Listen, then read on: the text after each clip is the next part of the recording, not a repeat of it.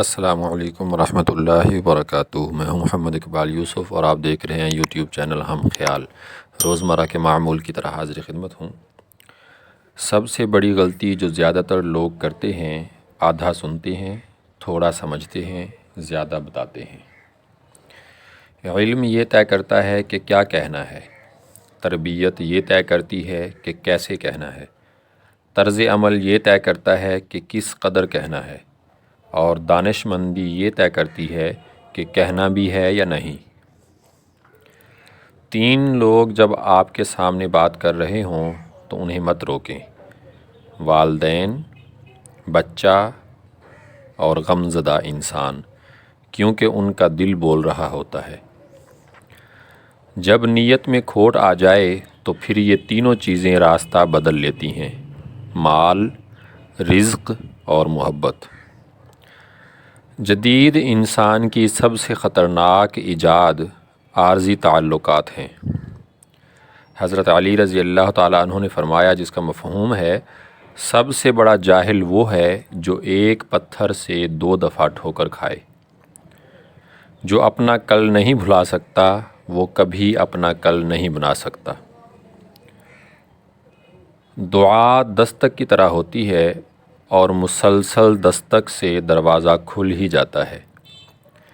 3 چیزیں کبھی واپس نہیں آتیں: بولے گئے الفاظ، گزرا ہوا وقت اور ٹوٹا ہوا بھروسہ۔ مسلمان اور مومن میں فرق: مسلمان وہ ہے جو اللہ کو مانتا ہے، مومن وہ ہے جو اللہ کی مانتا ہے۔ نصیحت وہ سچی بات ہے جسے ہم غور سے نہیں سنتے، اور غیبت وہ بدترین دھوکہ ہے جسے ہم پوری توجہ سے سنتے ہیں۔ جب کوئی احمق شخص آپ سے کسی رائے کا طلبگار ہوتا ہے تو اس کی آرزو یہ ہوتی ہے کہ آپ اس کو وہی رائے دیں جو اس کے ذہن میں ہے۔ تکبر سے پاک گفتگو، مفاد سے پاک محبت، لالچ سے پاک خدمت اور خود غرضی سے پاک دعا سچے رشتے کی دلیل ہے۔ معافی مانگنے کا مطلب یہ نہیں ہوتا کہ ہم غلط اور وہ صحیح ہے، بلکہ اصل مطلب یہ ہے کہ ہم میں رشتہ نبھانے کی صلاحیت اس سے زیادہ ہے۔ تعلق بھی رزق کی طرح ہوتا ہے، بدنیتی آ جائے تو برکت ختم ہو جاتی ہے۔ دنیا میں آرام کا خواہاں بیوقوف اور عقل سے دور ہے۔ 99% ناکامیاں ان لوگوں کے حصے میں آتی ہیں جنہیں عذر پیش کرنے کی عادت ہوتی ہے۔ حضرت علی رضی اللہ تعالیٰ عنہ نے فرمایا، جس کا مفہوم ہے: عقل مند کی عادت ہے کہ وہ ضرورت یا دلیل کے بغیر بات نہیں کرتا۔ حضرت علی رضی اللہ تعالیٰ عنہ نے فرمایا، جس کا مفہوم ہے: کبھی نہ گرنا کمال نہیں ہے مگر گر کے سنبھل جانا کمال ہے۔ کچھ چیزوں کی شکایت کبھی نہ کرو: اولاد کے سامنے اپنے بڑوں کی، اپنا ذاتی مکان ہوتے ہوئے اس کی تنگی کی، اپنی قسمت کی، بھول کر بھی اپنے ماں باپ یا اپنے استاد کی، رخصت کرنے کے بعد اپنے مہمان کی۔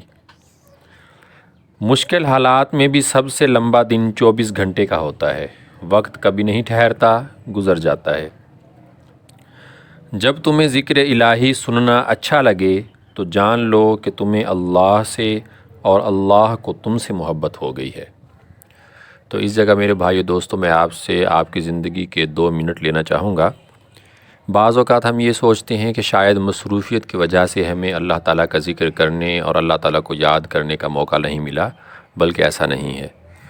اگر ہمیں اللہ تعالیٰ کو یاد کرنے کا موقع نہیں مل رہا تو ہمیں سوچنا چاہیے کہ ہم سے کون سی ایسی خطا ہو گئی ہے کہ اللہ تعالیٰ ہمیں یہ موقع نہیں دے رہے، کیونکہ یہ عمل قابلیت کا نہیں بلکہ قبولیت کا ہے۔ اللہ تعالیٰ جسے قبول فرمائیں اسے اپنی یاد اور اپنا ذکر کرنے کی توفیق عطا فرماتے ہیں۔ تو ایک مرتبہ ہم نے ایک مزدور کا سنا کہ ایک مزدور جو ہے وہ بٹھے پر اینٹوں کا کام کرتا تھا، تو اسے کسی اللہ والوں نے کہا کہ یار تم اینٹوں کا کام تو ویسے بھی کرتے ہو، مشقت والا کام ہے، محنت والا کام ہے، لیکن اگر تم جیسے جیسے ایک ایک اینٹ اٹھاتے ہو تو ہر اینٹ کو اٹھاتے وقت تم سبحان اللہ، الحمدللہ یا اللہ اکبر کہہ لیا کرو، کام کا کام ہوگا اور ثواب کا ثواب۔ تو اس مزدور نے کچھ دیر سوچا، سوچنے کے بعد اس نے کہا انشاءاللہ میں کوشش کروں گا۔ اگلے دن جب وہ مزدور مزدوری پر گیا تو اس کو وہ بات یاد آ گئی، تو اس نے اس دن ایسا کیا کہ جب بھی وہ اینٹ اٹھاتا تو ہر اینٹ کے ساتھ وہ سبحان اللہ، کسی وقت الحمدللہ، کسی وقت اللہ اکبر کہتا، اور شام تک اس نے ایسا ہی کیا۔ تو مزدور وہ خود بتا رہا تھا کہ میں حیران ہوا کہ اس دن شام کے وقت جب میں نے کام ختم کیا تو میرا جسم ویسے ہی ہلکا پھلکا، تھکاوٹ کے کوئی آثار نہیں تھے، ورنہ روزانہ تو میرا جسم اس وقت تھکاوٹ کی وجہ سے درد اور چکنا چور ہو رہا ہوتا تھا۔ اس دن مجھے تھکاوٹ بھی نہیں ہوئی، اور حیرانی والی بات یہ ہے کہ میں نے کام اتنا ہی کیا جیسے میں روزانہ کرتا تھا۔ تو روزانہ میرا معمول تھا 1500 سے 1600 1700 اینٹیں میں اٹھاتا تھا، اس دن میں نے 2500 اینٹیں اٹھائیں اور تھکاوٹ بھی محسوس نہیں ہوئی۔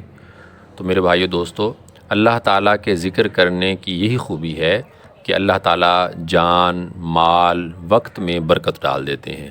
تو اس لیے ہمیں زیادہ سے زیادہ وقت اللہ تعالیٰ کی یاد میں گزارنا چاہیے، کام بھی کرتے رہیں، کام کے ساتھ ساتھ اللہ تعالیٰ کا ذکر بھی کرتے رہیں۔ اللہ تعالیٰ ہم سب کو ذکر کرنے کی توفیق عطا فرمائے۔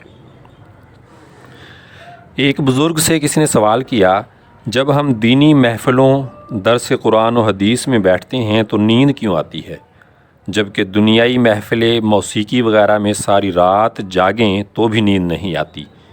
بزرگ نے جواب دیا، نیند ہمیشہ پھولوں کی سیج پہ آتی ہے، کانٹوں پہ نہیں۔